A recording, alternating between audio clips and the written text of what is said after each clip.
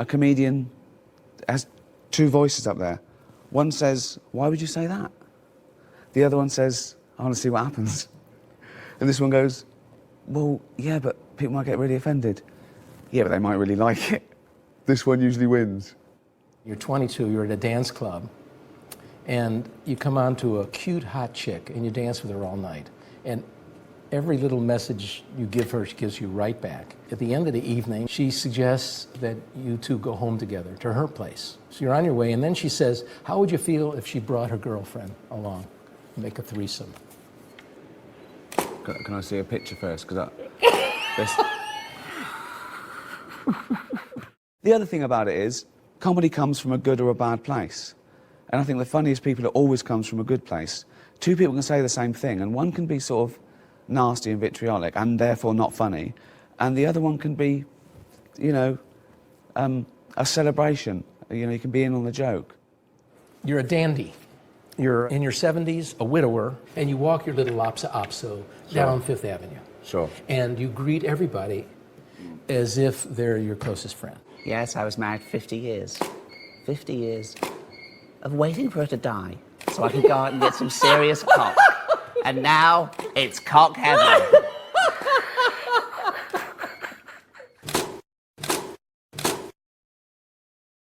The irreverence, the making people uncomfortable, the embarrassment, all of that. Partly what interests me is, how does one discover that? How does one go down that path, which is risky and dangerous and frightful? I don't want a predictable story.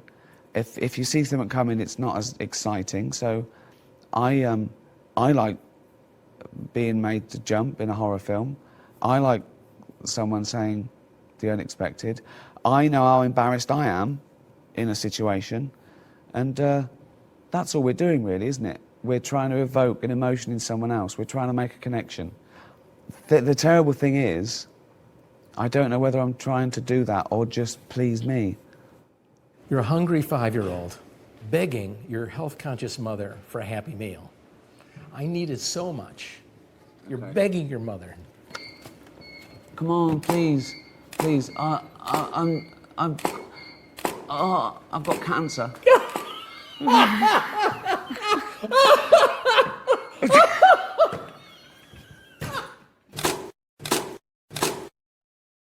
My targets are usually soft targets to expose that ignorance. I don't pick on presidents and dictators. I pick on the weak and feeble and the perfect to show my ignorance. Obnoxious sexual vulgarity. You're at a bar, there's maybe a stripper, and you're in the audience, and you're egging her on, and most obnoxious, you've had a drink or two, you're with a few friends. Put them on. Put some fucking clothes on. You...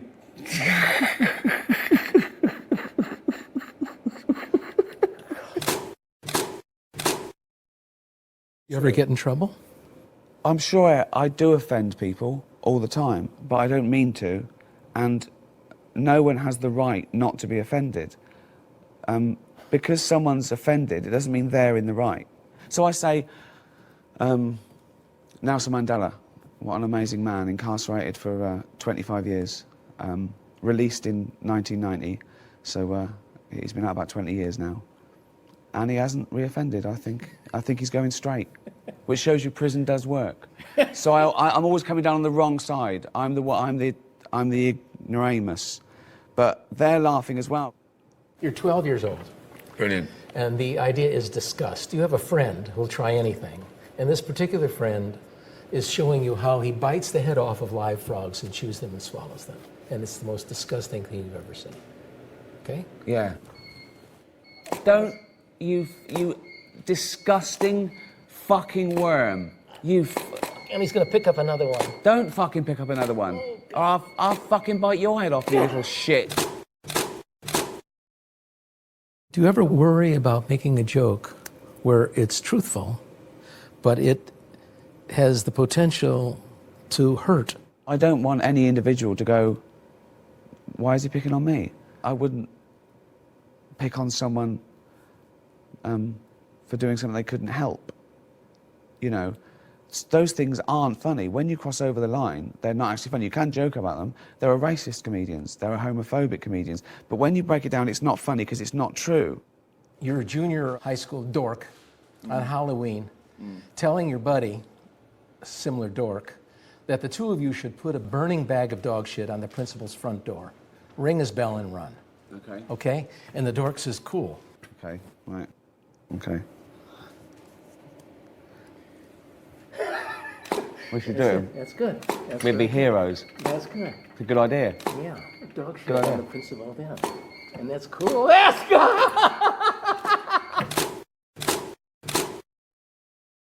All artists have that struggle of wondering what someone else is going to think of their piece of art. And that, in fact, screws up their ability to be creative. If you start taking feedback on board, if you start second-guessing people, if you start worrying about a demographic or trying to be popular, I mean, that's the biggest killer. As famous people, we get praise all the time. And it's a terrible shame. How do you deal with that? How do you remain humble? I've never been humble. I only ever pretend to be humble. You're a groom at your wedding reception I dinner. get caught No. masturbating No. over the little plastic We could do that. things on the top of the cake. Hearing your best man make scathing jokes about your lack of prowess in the sack. Yeah. Pretending to laugh along while thinking about how to get your revenge. Absolutely. He's giving us a roasting speech at your wedding. Sit down. Don't shut the fuck up. Shut the fuck up. I'm going to kill you. I'm going to kill you. I hope you get AIDS. I hope you get AIDS, everyone. Oh, dear. What kind of director are you? A performance director. I love a nuance. Someone putting their hand on someone's shoulder at the right time will kill me. It's the minutiae of human behaviour that excites me, because that will never change.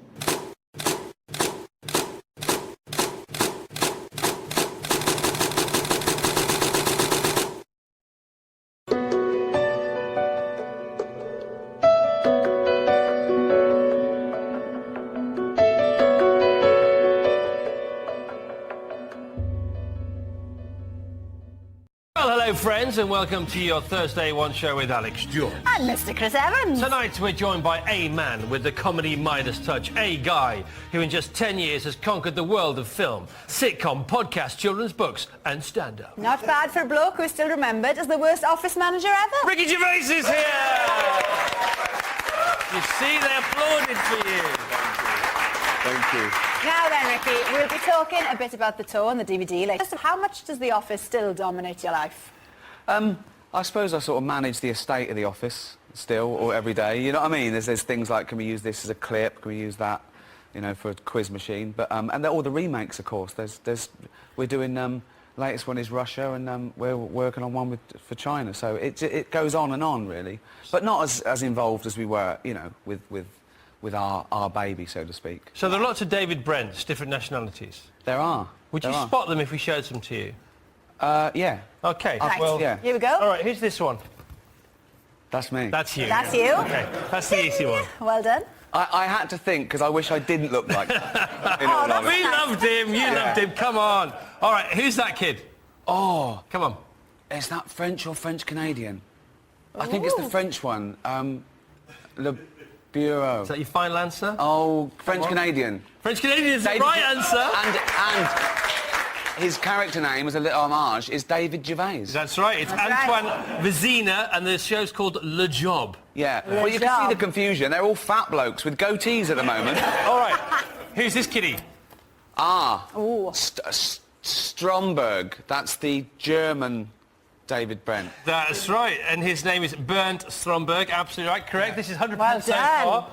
Very impressive. How about this baby boy? Oh, it's Chili, but I don't know his name.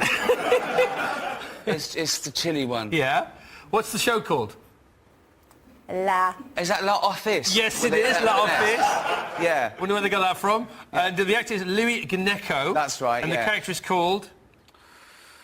Oh. Sorry if I've got it all written down. El Brente. Manuel Sedal. Pretty good effort, though, I think. Yeah, well done. Yeah, well done. All right, more from Ricky in a bit, and as a bonus, the man Ricky thinks is the funniest guy in the world, Karl Pilkington, will be joining us. Well, there he is. Get him on now. Get him on now, really. Now, We Ricky, can get him on now. Okay. You get him on now. All right, really. well, Don't okay. he's worry. on his way now. Hang You've got on. to come down the For long those at corridor. home who don't know who Karl is, can you explain? He's sort of my best mate now. I've known him for about 8 years, but he was just given to us as our producer when we worked on XFM, and he was pressing the buttons and stuff. And then one day we, you know, as you do, we'd say, oh, what do you think? And what he came out with was, I'd like to say comedy gold, but it was drivel. But wonderful dribble. But wonderful drivel. It's an endless well of stupidity. Is he here? Yeah. He's on his way. Get him on now. And now on he's his very way. much reluctly famous. Come in. Karl can come on. Come in. Okay, No, we're no, gonna be- I'll take up my spot talking about my science DVD. I just want... Karl is better. Just tweet, buy Ricky's science DVD. Karl Pilkington's on the One Show now. Come on. Whoa. Please stay over there, please. Hello, Karl. Right. While you have a little chat there, all this week we've been showing Cary Grant's great stories about people who have come this close to the Beatles. Very There you impressive. go. That's going to sound amazing later on. Hopefully, brilliant. yeah. Okay, 5,000 kids there. Ricky, you're a recent Beatles fan. You're new to the Beatles. You're late to the party. Yeah, I am. But they sort of didn't mean anything to me. I think I fell for that myth that you had to like the Stones or the Beatles, and I was always a Stones fan.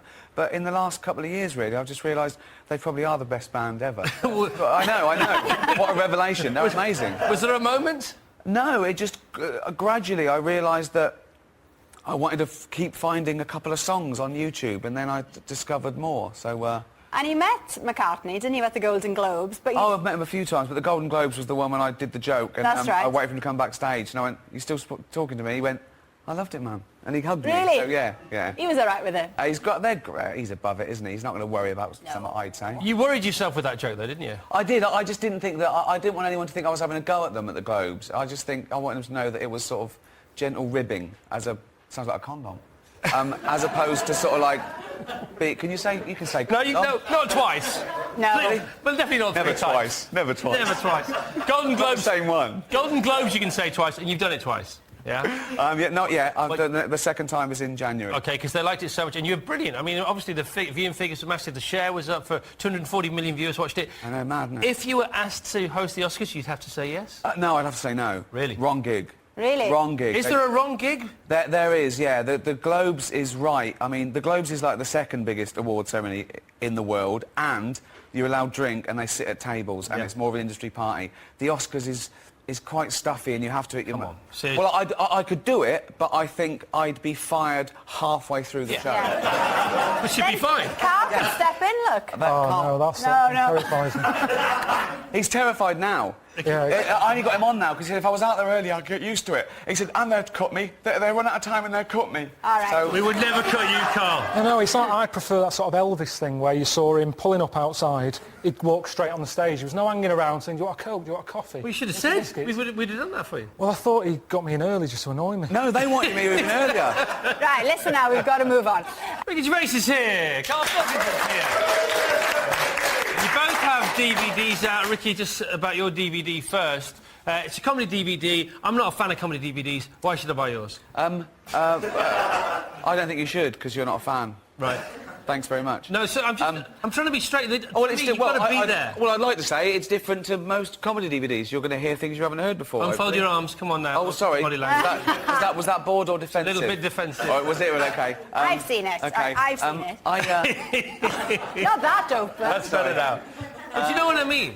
Well, you should buy it because it's a rip-roaring exploration into non-political correctness, and Karl's on the extras. But do you like watching comedy DVDs yourself? Honestly. I don't really watch any sort of comedy, or I sort of revisit things, I suppose. I watch old stuff. I watch a lot of American TV. I couldn't tell you what's on at the moment in terms of comedy on British TV. I only watch sort of things like The Apprentice on the English TV. It's a good choice. It's great. You were saying there that it's non-politically correct. Well, there's quite a few jokes on it about, like, overweight people and stuff. Is that why you've slimmed down? Because you can do jokes about fat people? Oh, the opposite is true. I've always done jokes about fat people when I was fat. In fact, I've got to stop now because people think that I really care. I didn't give a flying. And I don't care when I was fat. I don't care when I'm thin. I think I've got the same T-shirt. Luckily, they sort of stretch. They do come in and out. So yeah. So that was me when I'm fat. Always thinner.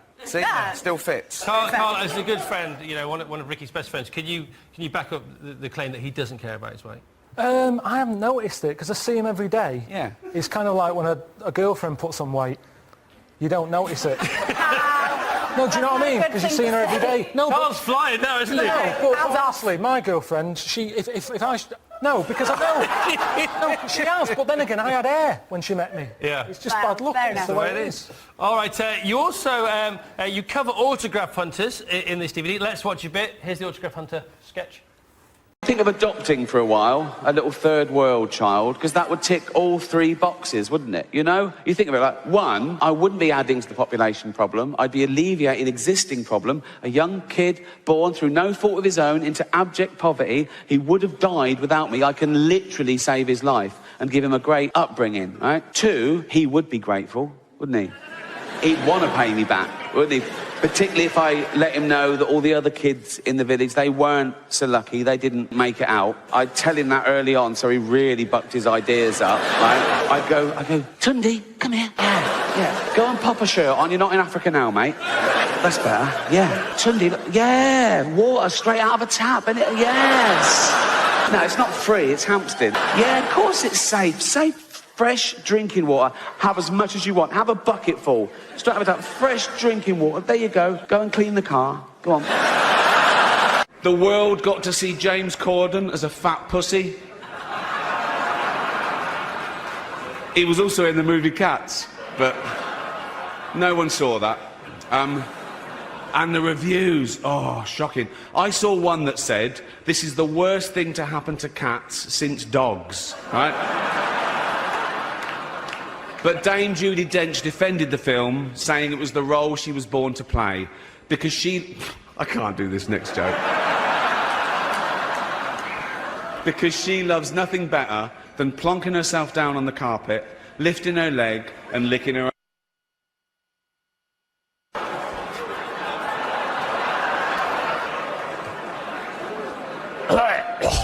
Furball. She's old school. It's the last time, who cares? In the event of the plane landing on water, your life jacket is equipped with a whistle. The plane hits the water, smashes to bits, everyone's dead except you by a miracle. You're bobbing around in the Atlantic Ocean, 4 degrees that water is, right? You've got about 15 minutes before hypothermia sets in, right? Or eaten by a shark, or you drown, and you're hoping they've dispatched air sea rescue, and you're going, oh my God, I'm bruised and broken, I'm going to die, I don't want to die, what happened now, I don't know what I'm doing. Hold on.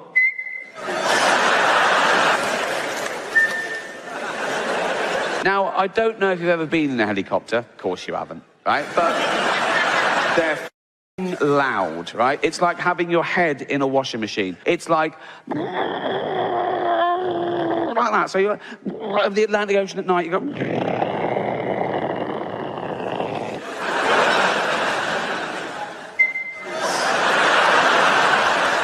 gonna happen. Out there, well done, Winslet. I told you, do a Holocaust movie, the awards come, didn't I? See?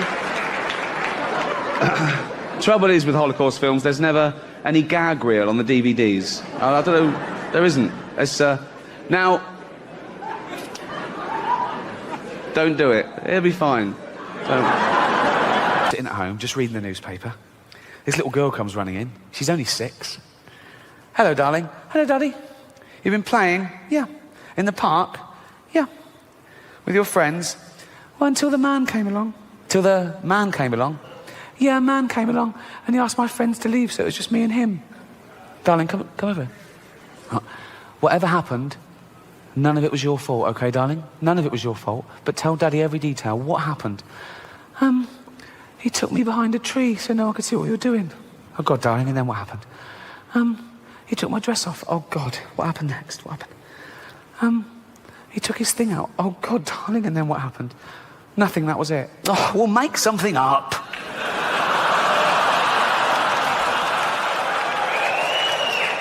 I hope I haven't offended anyone. I didn't mean... It's not my fault. There's a lot of powerful people here, so if I said... It's... Honestly, I like a drink as much as the next man. Unless the next man is Mel Gibson.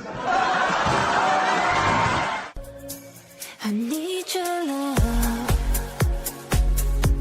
You free my mind. I need your love. Yeah, you free my mind. This show should just be me coming out going, well done, Netflix, you win everything. Good night. But no, we got to drag it out for 3 hours. You could binge watch the entire first season of Afterlife instead of watching this show. That's a show about a man who wants to kill himself because his wife dies of cancer, and it's still more fun than this, okay? Spoiler alert, season 2 is on the way, so in the end, he obviously didn't kill himself, just like Jeffrey Epstein. Shut up. I know he's your friend, but I don't care. Of course, the word queer has changed. Again, traditionally, the word queer used to mean someone who was attracted to the same sex as themselves, a gay man. Right? Now, the word queer can mean a straight man who wants some attention. I'm all queer now. I'm right queer now. Yeah. What about your girlfriend? Yeah, she's queer and all. We're just two queers queering each other up. Suck a cock? Nah. No, didn't think so. I'm not that sort of queer. What sort of a queer are you? Dyed my hair blue. So did my grandmother, and she fucking loved cock, so... what we say it. I have no evidence for that. We never had that conversation. Well, I am woke now, and I can prove it. Here you go. I love illegal immigrants. Yeah, sue me now. Sometimes I go down to Dover for the day, right, and I look out, right, and look for a boat, and I see a dinghy with about 60 of them, and I go over here, like, right, and I pull them into shore, and I go, women and children first. They go, there are no women and children. Just you lads, is it? Just, come on, lads. Come on, lads. If I go down there one day and there's no boat, I am absolutely fucking gutted. I just sort of wander into town, and I stand by the traffic lights, and I wait for a big lorry to pull up, right, and I look underneath, and there's a lad sort of clutching like that. And I go, where you headed? And he goes, Gary Lineker's house. I go, it's just down there. Words change, is my point. Like the word handicapped, right? Again, traditionally, that was the politically correct term, the all-inclusive term for cripples and shit, right? But then they went, no, we want to be disabled. They didn't want to be disabled. They said, we want to be referred to as disabled. We don't like the term handicapped anymore. Stop using it. Say disabled. And we went, OK, fine. And that's great. Just tell me the rules. And in fact, I'm a stickler for the rules. Like, if I was on a beach and a woman came running up and went, help, help, my handicapped toddler's drowning, I'd go, sorry, you're what, love? What? My handicapped toddler's drowning and he can't swim. Whoa. Do you mean your disabled toddler is drowning? She goes, yeah. I go, right. Well, it's... Oh, dead. Wasted too much time being woke, didn't I? We're just one species of narcissistic ape. And some people on social media get annoyed when I say we're apes, you know, religious types, Americans. One bloke said to me, speak for yourself, dude, I ain't no ape. And I sent back, well, you are, because we're all apes. He went, nah, what's a gorilla ever done? We've walked on the moon. I sent back, what do you mean we? You've done fuck all. You've spelt moon wrong. It's weird, isn't it, when people take credit for the sort of rest of the species, because that's what's pushed civilization forward, you know, a few geniuses along the way. Like, there's 8 billion people on this planet. Most of us do nothing. We eat shit and die. Like, if there was a meteor heading towards Earth to definitely destroy it, 4 billion people would get down on their knees and pray to their particular god, and a few hundred scientists would work out how to get Bruce Willis up there to stop it. A child born today can expect to live to about 100. And scientists said soon that'll be 120. And science also said that in the near future, there's no reason with proper care and attention that human beings won't regularly live to 150 years old, which is amazing until you remember that we get a set number of brain cells, right? Which we only lose. You can't get them back. So in the future, there's going to be 15 billion people on the planet, you know. Half of them are going to be over 100, and they're all going to have Alzheimer's. It's going to be like Dawn of the Dead. It's going to be fucking horrible. My auntie died of Alzheimer's. I don't know how you die of Alzheimer's. She forgot to live. I've been looking into infant mortality rates recently.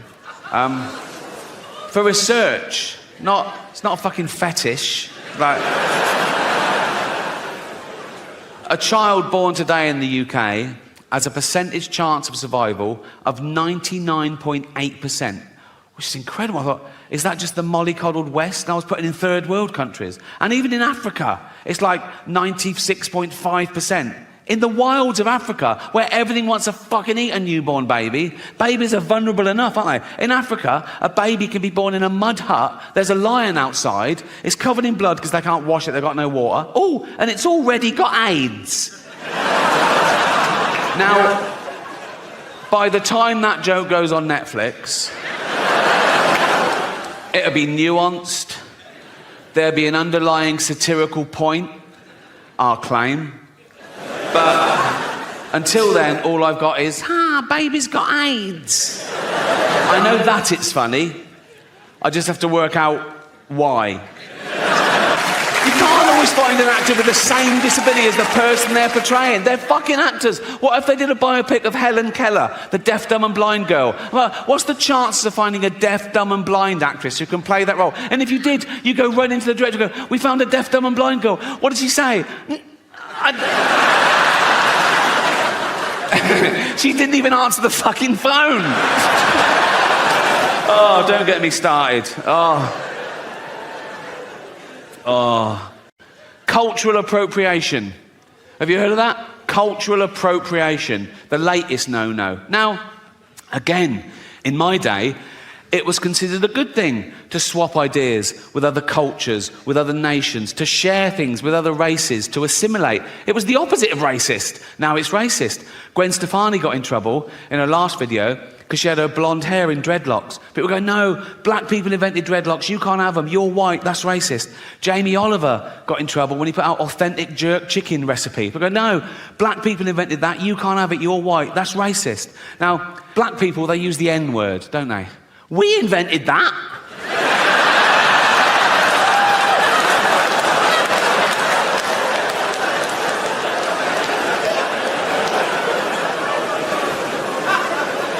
You can get sued in this country for saying someone's gay if they're not, which is a homophobic law because you can't be sued the other way around. You can't be sued for saying someone's not gay if they are, which seems unfair, doesn't it? Like, I could go up to Britain's biggest gay and go, all right, Alton, all right? And he'd love that. He'd fucking love that. If that's your game, you want to be top of the pile, so to speak, right? I'd go, all right, Alton. He'd go, yeah. I'd go, ha, ha, ha, ha, ha, ha, you're not a gay. He'd go, I bloody am. He'd go, I'm going to sue you. I go, you can't. You can't. He'd go, but know that I am gay. I go, I don't believe you are. He'd go, well, come on with me and see the shit I do if you don't believe me. I promised you more about China, and this is an amazing statistic, okay? This is true. Look it up, right? In China, there are 10 million Chinese paedophiles. 10 million Chinese paedophiles in China, and there's not enough kids. Because they've been restricting the birth. There's all these poor pedos, and they're going, where's all the fucking kids? Fuck me, we're having to double up here, and I just thought of a joke then. I can't do it. It is actually too offensive. Okay, all right, I'll do it. But remember, you can't choose your own thoughts, okay? And I just had this thought, right? Chinese paedophile goes up to a little Chinese kid and he goes, "Do you want a puppy?" And the kid goes, "I'm not hungry." We're going to be the first generation that future generations are jealous of, right? Because we had it all and we're using it all up. We're using up all the fresh water. We're using up all the fossil fuel, right? Usually you look back in history and you feel sorry for it. You go, oh, how did they live like that? Oh, how did they get around? No indoor toilets. I've got 9 toilets in my house. And sometimes I just run around flushing them for a laugh. Just so that in 40 years' time, Greta Thunberg has to shit out of a window.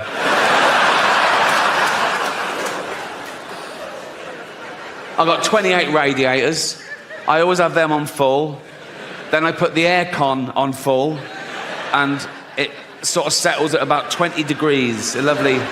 It's how the cat likes it. She loves it at 20 degrees, and I spoil my cat. I love cats. I love having a cat. Think about it, cats are great, but if you let them out, they bring home the most disgusting things. Last week, mine brought home a scouser with herpes. And it wasn't quite dead, so I had to get it by its legs and crack its head against the table.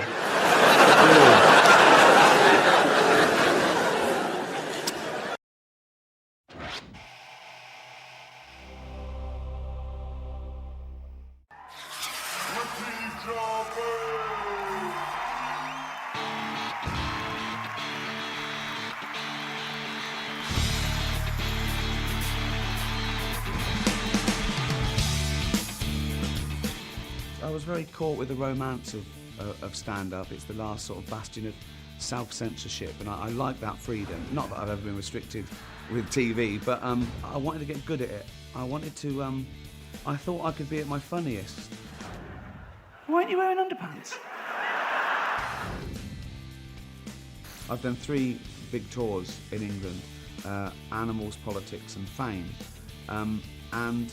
This is sort of like a greatest hits with some new singles. I say tour, it's LA and New York, they're the main 2, I didn't do the middle bit. Nothing wrong with the middle bit, if you're watching the DVD. I just went across country, I went from LA to New York. I just didn't stop. I just didn't stop in the middle and tell any jokes. I thought funny things on the plane. I was working all the time. But there wasn't much of an audience. Shut up. No, don't. What? I do too much. No, I don't. I'm doing a gig now. You just can't hear it.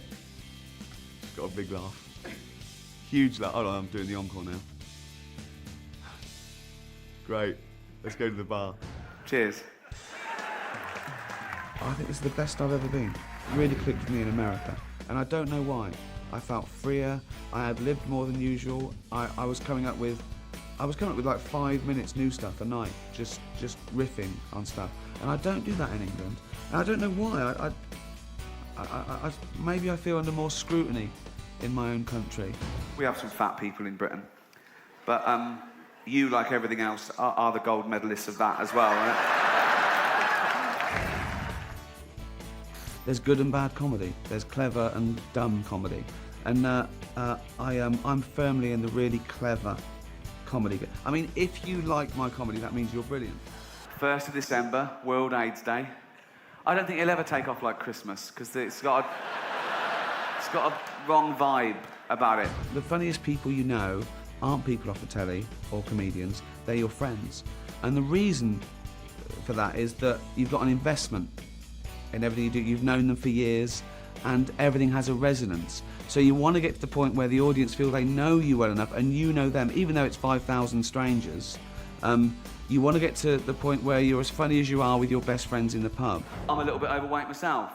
The other night someone shouted, "No shit." I thought it could be that.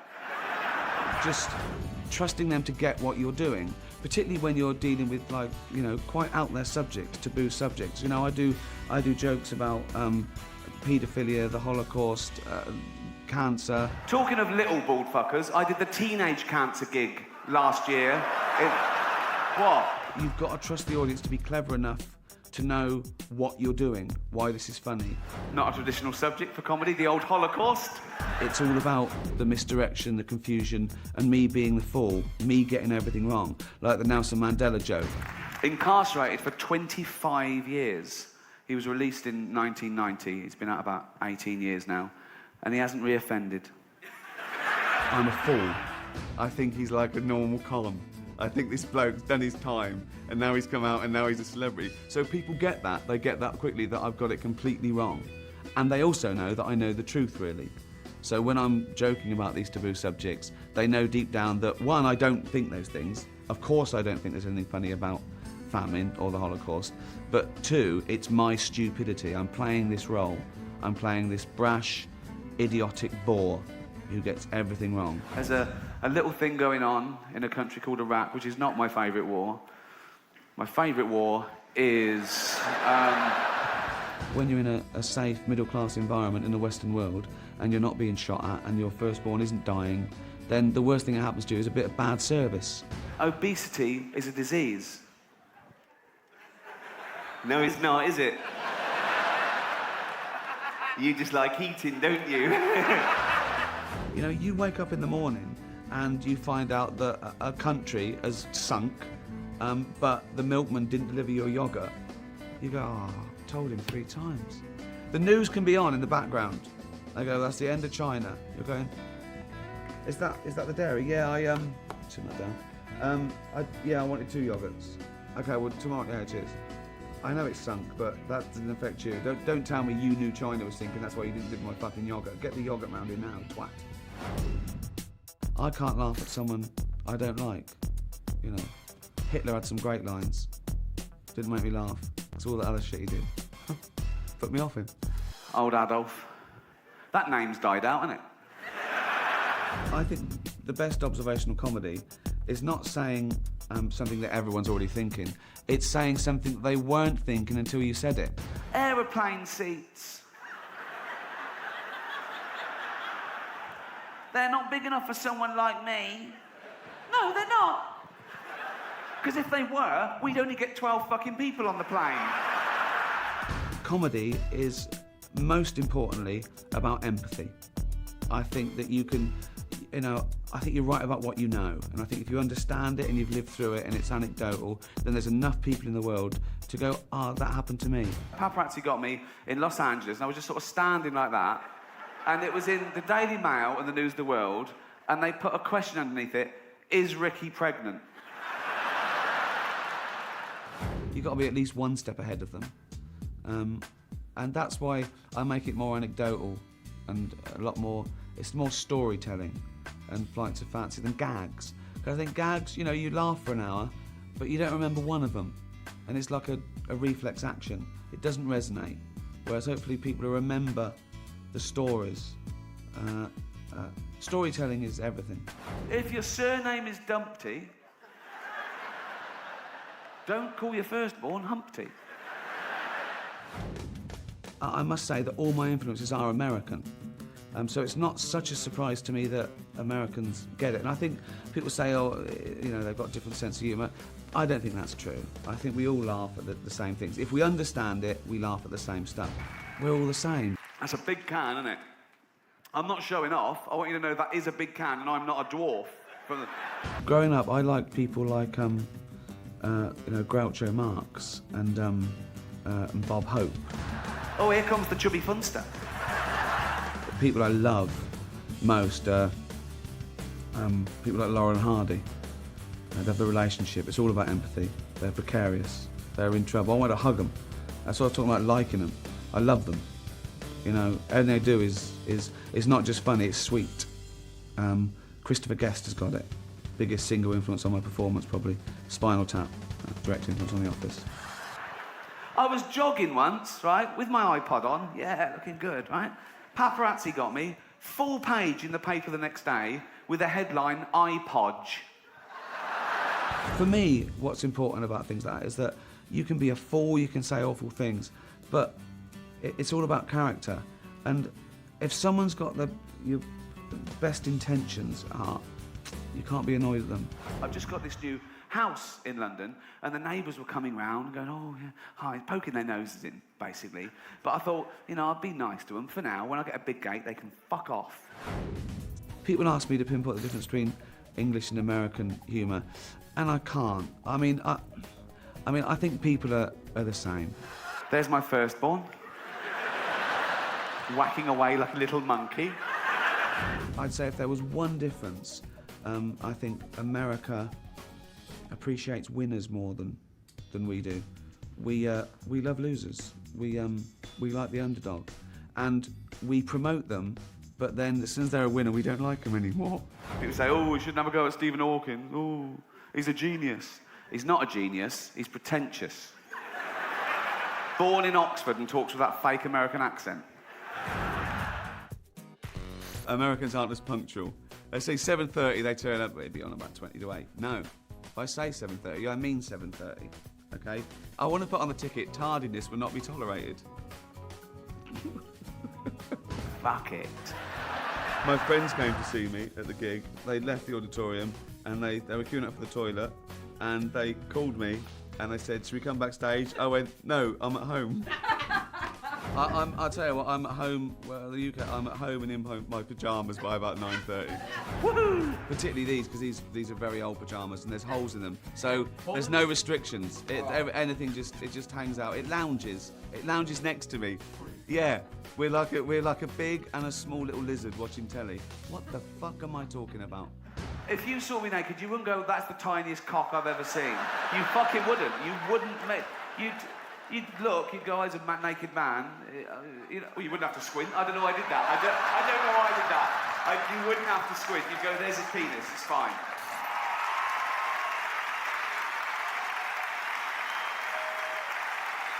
Thank you very much. You've been fantastic. Cheers. Thank you.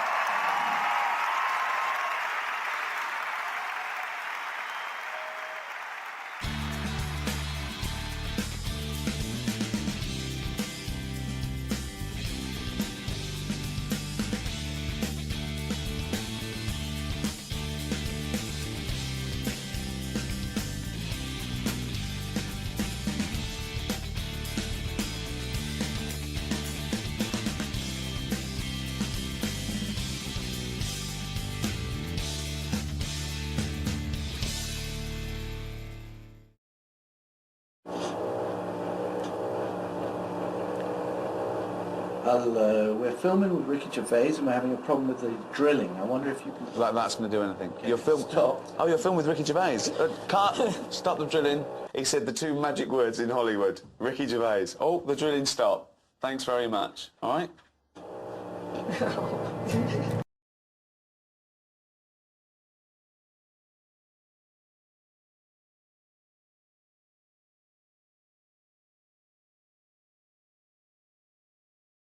I can't imagine why he'd want to speak to me for Channel 4. No disrespect. I know that he doesn't like interviews, or I think he's quite a grumpy man. You know that he's seen The Office and Extras, don't you? He told me to. Yeah, definitely. He's not going to go, oh no, I thought, no. I thought it was Billy Connolly. Okay, good.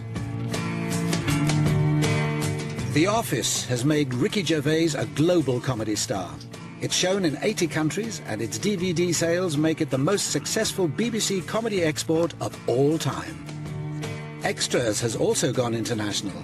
He's the only British comedian to write and star in an episode of The Simpsons and win a Golden Globe. But he's turned down lead roles in Hollywood and multi-million-pound commercial contracts. So how does he cash in on worldwide stardom? He meets his heroes. And I'll have a vanilla... one of the vanilla bullshit things, you know, whatever you want, some vanilla bullshit, latte, kappa thing, you know, whatever you got. Larry David co-created the most successful sitcom in history. Why don't they have salsa on the table? What do you need salsa for? Salsa is now the #1 condiment in America. Do you know why? Because people like to say salsa. Excuse me, do you have any salsa? We need more salsa. Where's the salsa? No salsa. The show, which was written by Larry, regularly got 30 million viewers. Following this huge success, he chose to shun the networks and epic ratings to go to HBO and have complete creative control, writing and starring in his own series, Curb Your Enthusiasm. It's a cafe latte? What is that, milk? Milk and coffee. Coffee, yeah. Milk and coffee, who would have thought? No, Milk you and can go now, coffee, if you oh want. my God, what a drink!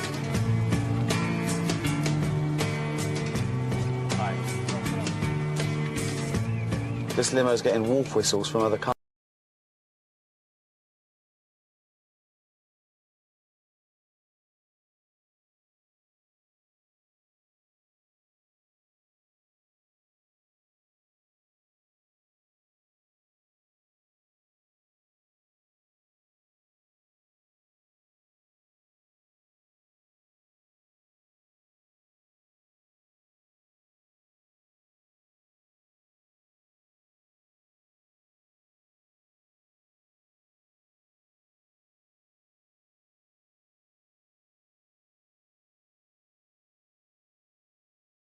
Shaving, by the way. I want to film this. I thought we are filming this. No. I have great shaving You were going to techniques. wait there, and then I was going to bring it in. Oh, sorry. I thought we were rolling. Hi, we're doing another take? We are. But aren't we just filming this? We are filming this. Oh, we are now. I have to act? You want me to come in and act now? Yeah. What do we do? Do you mind if we film you while you're putting on a No, bit of... no, Great, let's do it. okay. I'm just going to take down a little bit of the redness. What redness?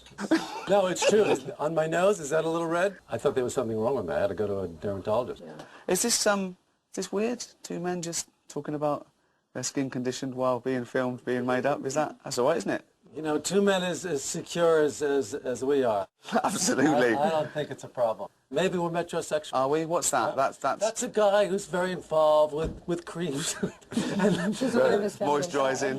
Heterosexual, but he takes very Absolutely. good care of himself, good grooming. He thinks nothing of a Brazilian. And I like to be as spick and span down there as any woman you're cared to me. I have to say, I haven't used the word Brazilian in my life. Now, the onus is pretty much on you for most of this, isn't it? You know, you're the interviewer, right? Yeah. So I'm the guy who should be really relaxed about this. Absolutely. I don't want to have to feel like I'm on a date here, right? I'm not on a date. Just because I talked about Brazilians, that was... I wasn't bringing that up to fist for compliments. No, I mean, I know. No. I'm going to give you a little chapstick. What's that? Chapstick for chap lips. No. I think that if you use that chapstick stuff, yeah, I think you'll start getting chapped lips all the time. I really do. Because you assume that your lips are being mollycoddled and they need to go out there and be a man. Yeah. But thanks very much for doing this. The only reason I'm doing it is because it's in England. Sure. And nobody I know will be watching. So there's a great freedom to that. Right. I was hoping that it's because you had And also, me and my work. no, of course. Obviously, that has something to do with it, yeah. When I was doing stand-up, I would never let anybody come see me. I only wanted strangers in the audience. I couldn't stand it if I saw a face, and if I recognized the face. It would throw me. I went to see some comedy last night. I sort of just snuck over to the Comedy Store on Sunset. I saw 8 acts. Every single one of them, their catchphrase was, "What the fuck?" What the fuck? Right? And they all talked about their ethnic parenting. It was like, if it was a Korean bloke, it was like, oh, my dad would go, "Why you want to go into comedy?" The Jamaican, "Why you want to go into comedy?" It was like, just change the race and then use, "What the fuck?" Every single one of them. Can you say fuck on your show? Yeah. You can? Yeah. Do you want to? No, do you? No, not this show. Oh, extras. Extras, yeah. Yeah, I mean, we keep it down. I mean, Yeah, I try and keep my mind down. Yeah. Can I just remind you of a scene, the opening of the restaurant, which was like an opera of swearing. Fuckhead, shit-faced, cocksucker, asshole, son of a bitch!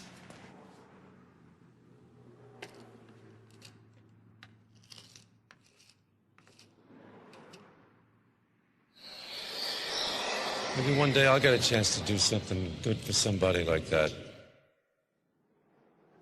Scum-sucking motherfucking whore! Cock! Cock! Chisholm! Grandma! Cock! Bum!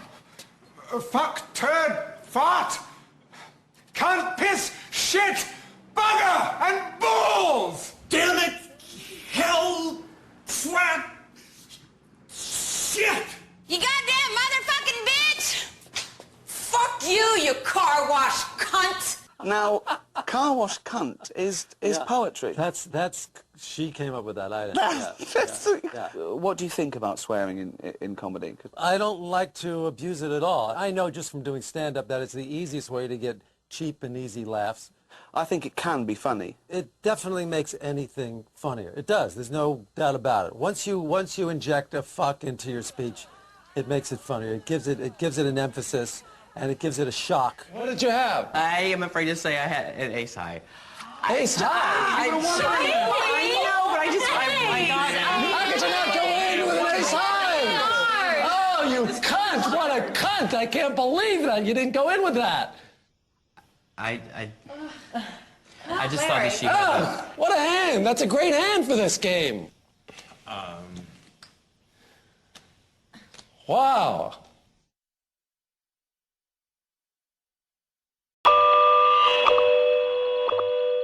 We're here with Stephen Merchant, Ricky Gervais and Karl Pilkington to talk about The Ricky Gervais Show, a new animated series spun out of their award-winning, record-breaking podcasts. If you could have a superpower, what would your superpower be? Telepathy, X-ray vision, flight, invisibility. But why have I been picked? Wouldn't it be a fascinating experience to go into space? He's thinking, I'd like to meet some aliens. Well, yeah, that'd be brilliant. What would be brilliant? Seeing a little alien and that, having a chat with him, finding out what's been going on. Here it is in cartoon form. Why is that?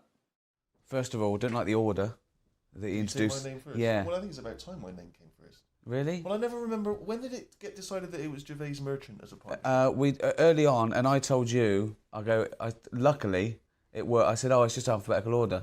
And you I swallowed that. Karl What was your Pilkington. second question? Second question is, Karl, look like you're enthusiastic. This is The Guardian. This is where it all started for us. We did the record podcast with The Guardian. It went on to become the biggest download.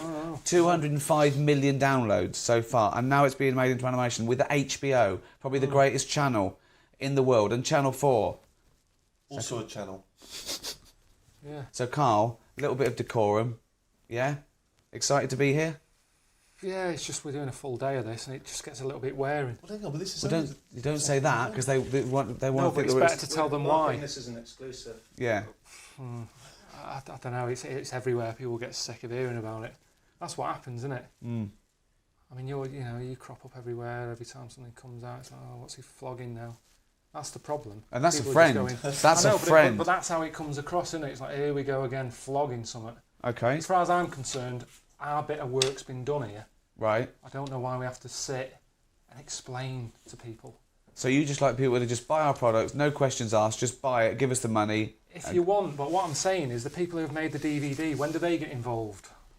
When do they get off their arse and do something for us? Instead of us sat here having to flog it. It comes across cheap. I hate it. But they don't. But the people looking at this don't want to see the fellow who does the accounts for HBO, do they? But this is a nice symbiotic relationship with The Guardian. The Guardian said, yeah, we're... Guardian, these are nice people. Don't you want people to see this? Aren't you proud of it? It's not the best thing I've ever done. What's the best thing you've ever done? Your fucking paper round. Because that's the only two things you've done so far in life. You had a paper round, then you had this, then you met us. I just feel like... Is there a DVD of the paper round coming out soon? Yeah, I'd like to see that.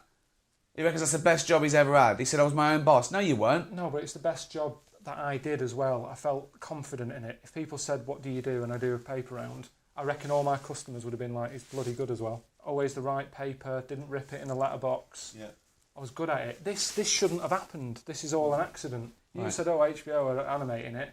I said, great, how much? And you go, oh, well, don't worry about that. You know, I still don't know to this day what I'm meant to be getting out of it. The drawing, you sort of, all I heard you say to him is make his head rounder. I've had no input into it at all. It's just. What do you think of the roundness of the head? What's your opinion of Karl? Same shape as yours. Yeah, it's a perfectly admirable head. I'd be proud to have that head, and apparently I do. And so. have you seen the animation? Yeah. What do you think? I thought you looked a bit like Fred Flintstone. Well, yeah, a bit Fred, bit Barney, but that's what we said. We wanted it sort of Hanna-Barbera, that sort of you know, cuddly retro look. Because the things he says on the podcast, if you add to that a nasty, scary cartoon, it's going to be over the top. What would be a nasty, scary cartoon? Like if you were all naked or something? Oh no, just it? like spiky Right. and trendy, and I think it had to be nice and cuddly because he's a little funny little cuddly creature, isn't he? Hmm. You know, it's just like a lovely little round-headed. He's got a heart of gold, really. The Sun love it. They say it's good. The Mirror says it's genius. Seth MacFarlane, creator of the Family Guy, said it's the best animation he's ever seen. I don't like comments like that. Builds it up too much. It's just, it's me saying stuff that I think I would have made more of an effort if I'd have known that it was going to end up on the telly. It's like when I was talking about stuff to these two, I'd be saying about the problems my Auntie Nora's having, stuff like that, thinking, well, she hasn't got the internet, she's never going to hear this. Then suddenly, it's on the telly. You know, and she doesn't go out much, so she watches a lot of the telly, and then she's going to be flicking about one night going, oh, that sounds like Karl. Oh, wow, this is good. What's Karl saying here? Turn it up a minute, turn it up. And I'm talking about her having a wind problem. And it's a little bit... What happened with her wind problem? Well, she's still kind of got it. She's on a lot of tablets and stuff, and it's just sort of playing havoc with her with her insides. But has Auntie Nora seen it? Have you heard back from her? No, a relation told her that she's been talked about. Right. She doesn't know what about. So are you censoring yourself now that you're more of a media figure? For telly stuff, yeah, because it's proper, isn't it? As soon as something gets on the telly, it takes it up a level. Guardian, online. Well, it's still internet. It's still... I like that.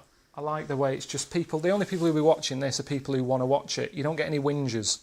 There's no one going on there. Are you closing off the comments on these things? Because that's annoying. We'll open those up. I'd close them, because it's just people getting involved. If you don't like it, don't watch it. I don't understand that. I don't understand this whingingness. There's loads of things I don't like in life, but I don't stand around saying, don't buy them, you know. Well, you do.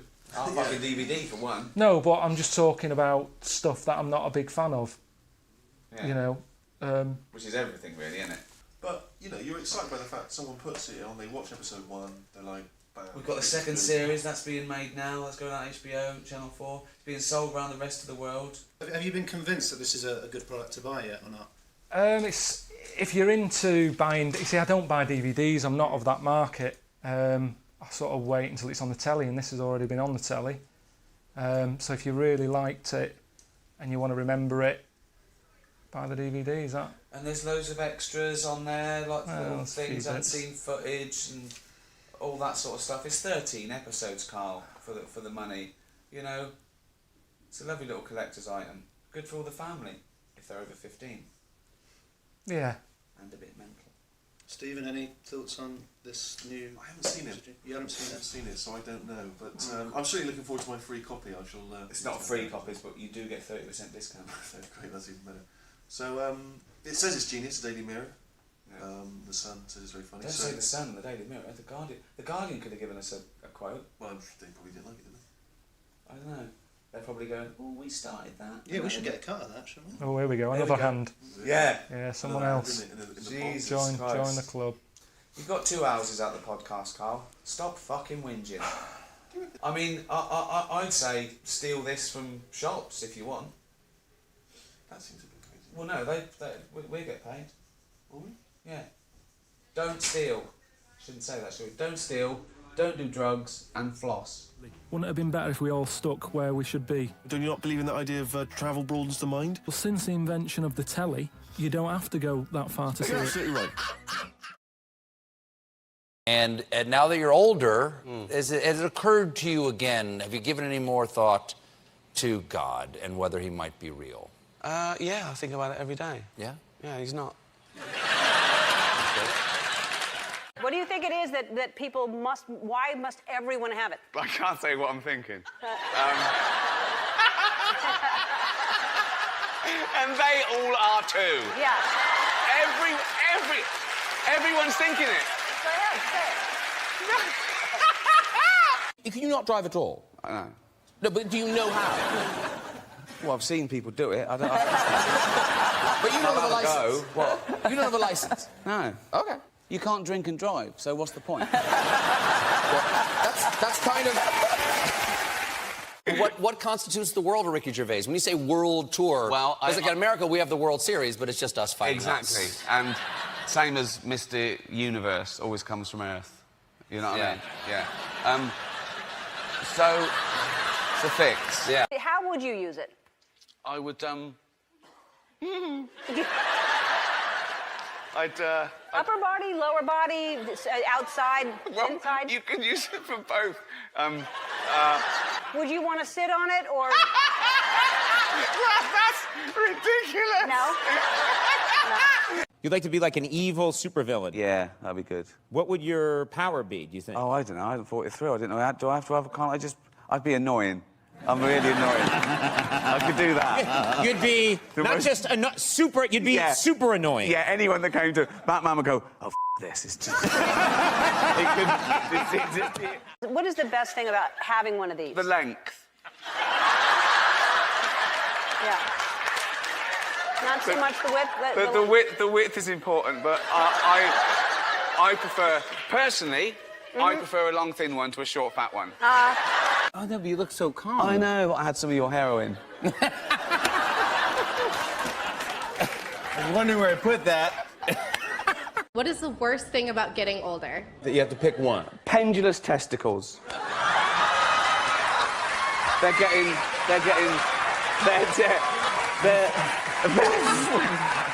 No. Hold on a second. Yeah. You could just put little random things in there. Oh my God. Right.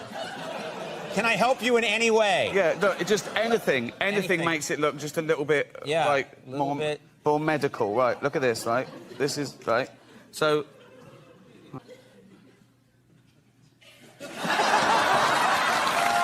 Name 3 female body parts. 2 eyes and a nose. 2 eyes counts as 1 eye. You can't 2 say... eyes and a No. nose. You didn't say specifically female. 2 eyes and a nose, that's 3. Females have got 2 eyes and a nose, that's 3. That counts. What is the dumbest thing you've ever done while you were drunk? Oh, where the... No, I just thought of one. I don't know if it's dumbest. I knew you'd have a good answer for this. I weed on my girlfriend once. Name 3 Tom Hanks movies. Toy Story 1, 2, and 3.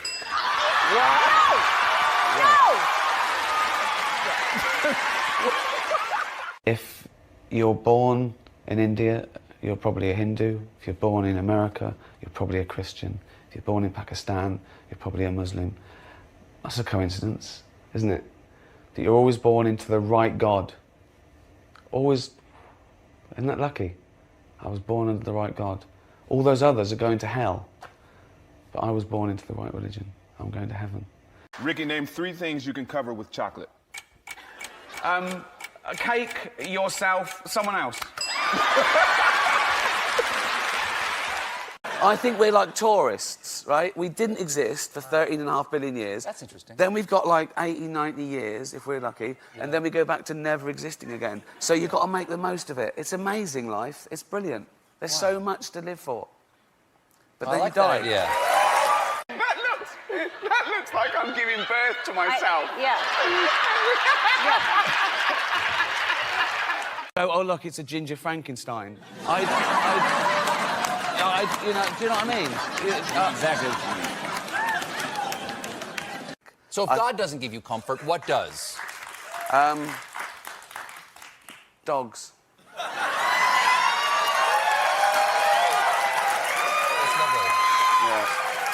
I believe in dogs. You're 65 this Thursday, aren't you? That's correct, yes. You can't use this till Thursday. This is official. I got you a bus pass and senior citizens. Oh, it's a Metro card. There it is.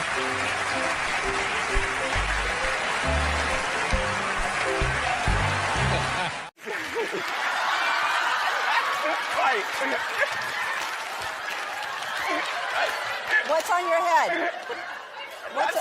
That's Christmas Day. So, yeah. Yeah. No, they ask me all the time in the press, why don't you have children? Which is a really odd question to ask someone, why don't you have children? Yeah. As opposed to asking people, why do you have Yeah. children? Do you know what I mean? It's like... You don't care about dying? No, I don't. Well, I don't care about being dead. Because I won't know about it. You don't know? That is the best thing about being dead. You don't know about it. It's like being stupid. It's only painful for others. So...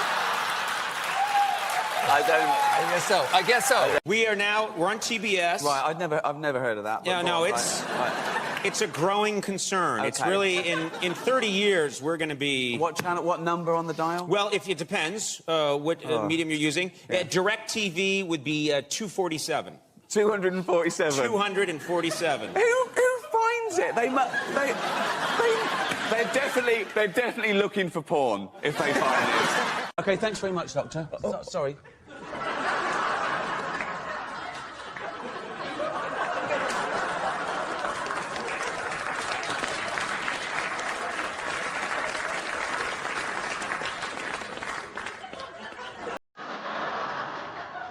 Do you mind if I masturbate?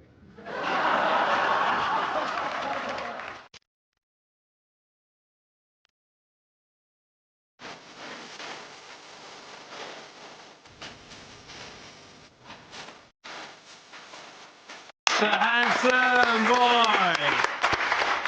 Ricky, can I say something that you may hate? Go on. I think you should have a kid. Right. OK. In what way? Be a father or just have a kid? Go and get one? No, I think you should have a family, because I've always thought about you and Simon Cowell. Whenever I read your interviews, I always think there's something missing. I think you make a great dad. Me and Simon Cowell, if he's up for it. Fred? Do you hate that question? No, I feel a sitcom coming on. Yeah. Ricky and Simon adopted a kid. Oh, Ricky, what are you doing? I'm bathing the baby, Simon. You don't bath it like that. It's already written. Good one. Talking of sitcoms, you and Stephen Merchant are working on a new project. First there was The Office, then there was Extras. Tell us about the third one. This one's called Life's Too Short, and it's sort of a fake documentary. It's about the life of Warwick Davis, who's a real person, but this is a twisted version of And himself. he's a dwarf, right? He is. Why bring that up? No, I don't know. Chris is telling me he's about to... I've got to do with it. Sorry, Warwick, if you're... He doesn't know he's a dwarf. He just thinks... I feel awful now. Don't, Ricky. No, he did. We haven't told him. He just... he doesn't know. Well... Because he's blind as well. So no one's told him he's a dwarf. So now he knows. Well, now he does know. Thursday was the night. And it's about him having a sort of a bit of a midlife crisis, and his career's on the skid. So he's done this sort of reality show to try and get famous. And myself and Stephen play twisted versions of ourselves as well. Well, good luck with that. Got it. Right then, today is Thanksgiving in the good old US of A. God bless both of them. It's Thanksgiving today. Happy Thanksgiving. Carl's going to tell us what it's all about. Ricky, what are Carl's qualifications as some kind of international culture guru? He hasn't got any. Really? You're going to Seriously, I don't know why you got me on for this bit. So you could plug your video. Come on. Yeah, that's out. All right. Now you're going to do this bit. It's just a... Before you do that, should we have a clip? Yeah, Let's have a clip of you by Christ in Rio. Here it is.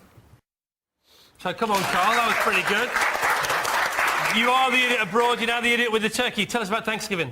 Can we show that turkey? Why it looks lovely there, doesn't it? But look what they were facing us. That's the view that was facing us. Is anyone doing this in this country? Would anyone be to blame? Yeah. There's some Americans over here, people who have American relatives. It's a big night for those guys. But would they be watching this anyway, yes, then? They Or will. they be eating... This is their pre-Thanksgiving show. They watch it every year. Tell us about the origin, Carl. I told you about this. I've got a podcast out called Thanksgiving, free on iTunes. And I was telling you the Wampanoag Indians. I wouldn't worry. It's mainly, I mean, anything with Americans, they like eating. Yeah. So they tend to... No, I'm not having a go. That's racist. That's a fact. So they definitely have gone off the turkey now, because it looks like Arnie Nora from Listen that to what they eat. What? There's a thing that they eat called Duncan. Right. And what they do, they get a turkey, they shove a chicken in that, and shove a duck in that, and that's why it's a Duncan type thing. Excellent. OK, round of applause for that one Thanksgiving fact. Cheers, Carl. Well, thanks to you both, and good luck with your DVD battle in the charts over Christmas. Who's going to win the battle of the DVDs, guys? Idiot Abroad. I think it's number 1 or 2 or something. I think only Top Gear's beating it. Top Gear? Who's still watching Top? Just turn Dave on. It's on every night. All right. Thanks, Ricky. Thanks, Carl, for being on the programme. Hello, mình xin chào tất cả các bạn. đã quay trở lại với kênh YouTube của mình trong buổi sáng ngày hôm nay. Xin cảm ơn các bạn đã dành thời gian theo dõi. Chúc các bạn mạnh khỏe, hạnh phúc và bình an. Thì trước hết trong video này mình cũng muốn giới thiệu với tất cả các bạn một sản phẩm thuốc bổ rất chi là quý mà mình đã được dùng, thấy có hiệu quả, có ích lợi và tác dụng cao, nên trong video này mình cũng muốn giới thiệu với tất cả các bạn một cái hộp thuốc quý, đó chính là tăng cường cái sinh lực và sức khỏe đề kháng cho mỗi bản thân chúng ta rất chi là tốt. Với cái hãng thuốc gọi là Chivitamin, thuộc công ty sản xuất coi như là Đại Dương các bạn nhé. Với các bạn thấy như là B1, B6 và B12 đấy các bạn thấy. Thì trước hết cũng muốn giới thiệu với tất cả các bạn đấy, trong một chiếc hộp này thì đựng thuốc thì nó sẽ được làm bằng giấy ta, đã sẽ ép được 1, 2, 3 lớp giấy rất chi là chắc chắn và đảm bảo an toàn khi chúng ta vận chuyển đấy. Thì vì nó nằm thuộc diện một nọ sành nên rất chi là dễ vỡ, và bên trong thì cũng đã làm chúng ta được những cái nước bọt biển để chống va đập, đã được quấn xung quanh một chiếc hộp của chúng ta đấy. Thì trước hết giới thiệu các bạn, hộp thì đã được làm cho chúng ta được dài là 12 phân, với chiều cao là 5 phân, và chiều rộng cũng là 5 phân, các bạn đã thấy không? Thì tạo ra chúng ta được một hình vuông ở dưới đế hộp và trên mặt hộp thuốc, đó cũng là tạo chúng ta được một hình vuông các bạn nhé. Thì giới thiệu với tất cả các bạn, đây chính là những cái hãng thuốc Chivitamin này thì rất chi là nhiều những cái tác dụng cho cơ thể chúng ta. Thì ví dụ như chúng ta có thể dùng cho những người thiếu canxi, thiếu vitamin, có phải không? Người mà gầy gò, ốm yếu, lười ăn đấy, thiếu hụt cân đấy, và thiếu những rất chi là nhiều những chất đề kháng để nuôi những cơ thể. Thì chính vì cái hộp thuốc bổ này mình đang cầm là rất chi là nhiều những tác dụng để kéo lại những đề kháng sức khỏe của con người chúng ta. Cũng như là những người mà có thể các bạn mới ốm dậy các bạn ơi, thì có thể các bạn sẽ sử dụng những cái sản phẩm mà mình đang cầm ở trên tay đây. Thế còn mức độ sử dụng như thế nào và liều dùng ra làm sao thì tất cả các Bộ Y tế cũng đã được khuyến cáo ở trên những cái bao bì của chúng ta, kể từ nguyên liệu hay là cách sử dụng, cũng như là nơi bảo quản, cùng với lại liều dùng, hạn sử dụng, ngày đóng sản xuất, đóng bao là tất cả cũng đã được in sẵn ở trên bao bì cho chúng ta, để chúng ta được kiểm tra cũng như là trước khi vào sử dụng, rất là an toàn. Thì như đây các bạn thấy, đây đó chính là cách dùng. Cách dùng ở đây chúng ta đó là với người lớn đấy, thì chúng ta hãy sử dụng khoảng tầm độ từ 2 đến 4 ml trên ngày đấy, các bạn thấy không? Và với